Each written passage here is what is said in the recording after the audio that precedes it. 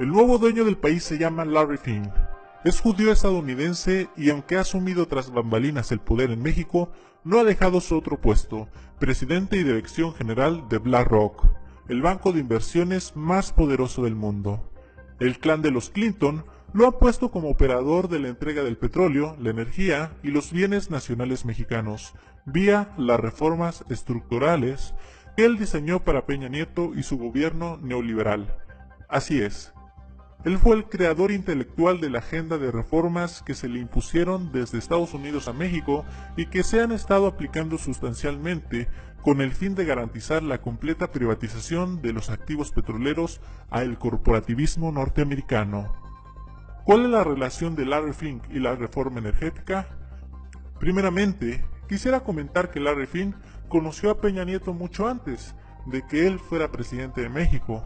El 30 de julio del 2015, Peña Nieto declaró que él había platicado con Larry Fink para fines de la reforma energética y que le había prometido que su partido, el PRI, era el único capaz de completar dichas reformas.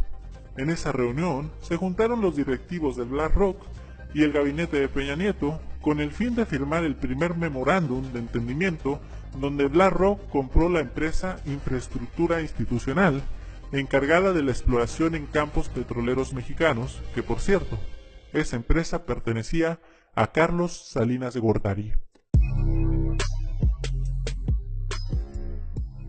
Y, por cierto, esa empresa fue pagada y desarrollada con el dinero de las Afores, es decir, que Salinas de Gortari, por medio de un prestanombres llamado Jerónimo Marcos Lleras Rivero, creó esta empresa con el dinero de todos los mexicanos. Jerónimo Marcos Lleras Rivero fue asesor de finanzas del gobierno de Carlos Salinas durante todo su mandato presidencial, del año de 1988 a 1994. Y Ricardo González Anaya fue director de Pemex y el encargado de otorgarle los certificados de capital de desarrollo a Salinas para la creación de esta empresa que fue vendida a BlackRock por $900 millones. Vean además qué negocio hicieron. Lo repetiré porque es muy grave y el pueblo mexicano tiene que entender lo que pasó. Carlos Salinas usó el dinero de las Afores para hacer una empresa cuyas ganancias generadas serían para él y su familia. O sea, ni siquiera invirtió su propio dinero para extraer petróleo, sino que usó el dinero de todos los mexicanos para beneficiarse a sí mismo. No solo eso, sino que vendió esa empresa a Larry Fink por $900 millones. Una empresa que, repito, fue creada con nuestras Afores. Lo peor de todo es que BlackRock no solo consiguió hacerse de esa empresa, sino también el gobierno mexicano le otorgó contratos de los gasoductos Los Ramones, el cual el 45% de la utilidad pertenecerá a la empresa estadounidense. Petróleos Mexicanos informó que ha firmado un nuevo memorándum de entendimiento con BlackRock, el cual tiene como objetivo principal llevar a cabo el desarrollo y financiamiento de proyectos de infraestructura energética.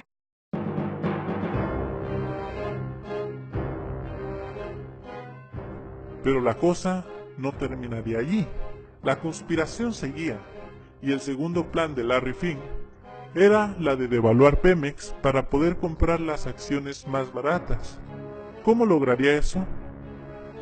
Primeramente provocando una eventual quiebra de Pemex, hacer que Pemex no sea autosuficiente en refinamiento ni infraestructura para crear la falsa idea de que es necesaria la inversión extranjera.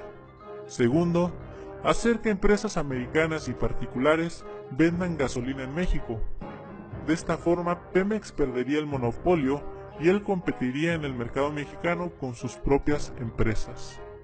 Esta es una foto de José Antonio Meade cuando aún era secretario de Hacienda y mucho antes de destaparse como candidato, negociando la completa privatización de Pemex con Larry Fink. Por eso, José Antonio Meade fue elegido como candidato, porque él sería el encargado de continuar la labor de Peña, que consiste en entregar el petróleo mexicano. Esta es otra foto de Larry Fink estando presente en la presentación de la reforma energética, celebrando con Enrique Peña Nieto, Ricardo Anaya, y el demás gabinete la aprobación de esta reforma. Larry Fink logró la implementación de esta reforma en base a sobornos en todos los niveles. Ricardo Monreal, quien votó a favor de la reforma energética, presentó un cheque de 15 millones de pesos que le dieron después de haber votado, con el que intentaron gratificarlo por votar a favor. A su vez dice que cada diputado que votó a favor de dicha reforma se le dio esa misma bonificación por la misma cantidad. La manada de empleados que tiene Fink en México es larga. Todos sacan raja económica de sus negocios, aunque estas ganancias siempre serán migajas comparadas con las que se llevan los consorcios transnacionales estadounidenses.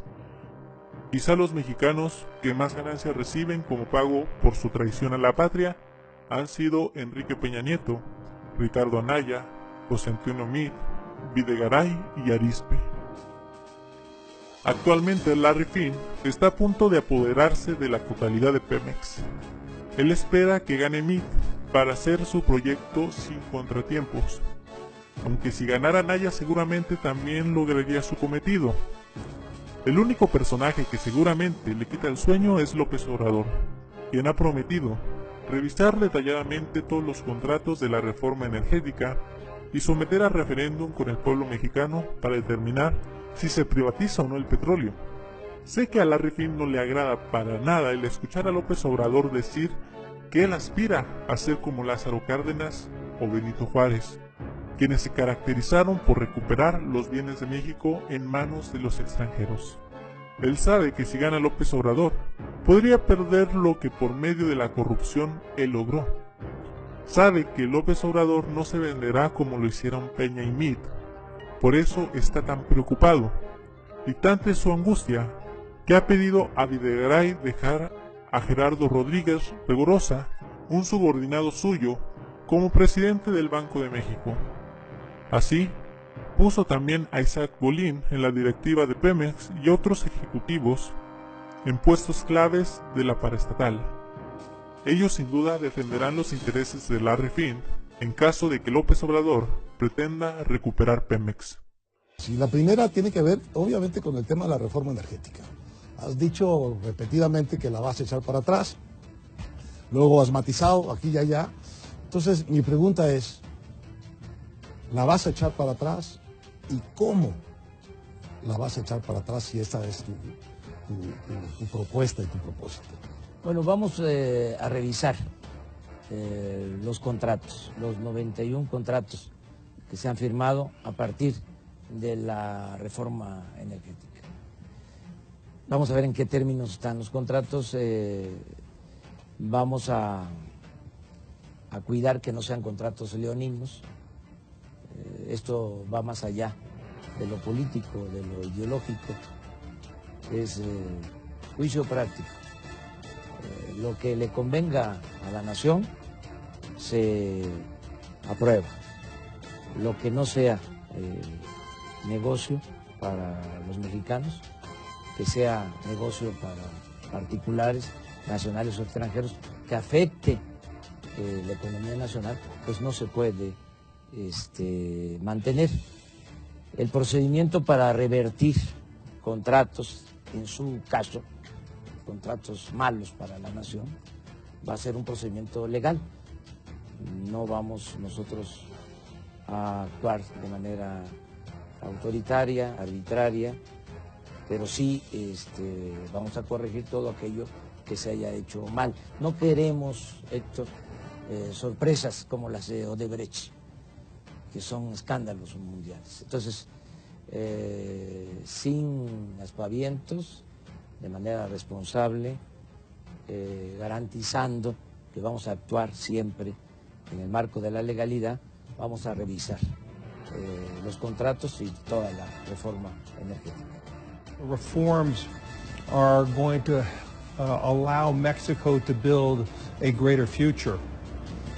Especially, I believe, the energy reforms, which will also create reforms in terms of how you deal with electricity and the ability to have cogeneration with natural gas and all the associated products from energy and natural gas.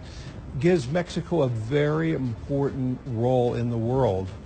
And so if these reforms are executed properly, I believe investors worldwide would be very interested in participating in the upward momentum that the Mexican economy will achieve.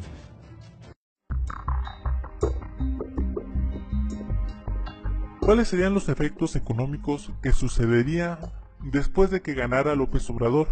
Si llegara a ganar López Obrador, el país se vería en desafíos económicos los primeros meses, pero no sería su culpa. Lamentablemente, tanta guerra sucia en México y en el extranjero han provocado que la imagen de AMLO sea similar a la reencarnación de Hugo Chávez. Eso sin duda asusta a algunos inversionistas y ante una eventual victoria muchos de ellos sacarían sus inversiones del país. Repito, no en base al resultado de ninguna acción ejecutiva de López Obrador, sino por el puro prejuicio de su imagen.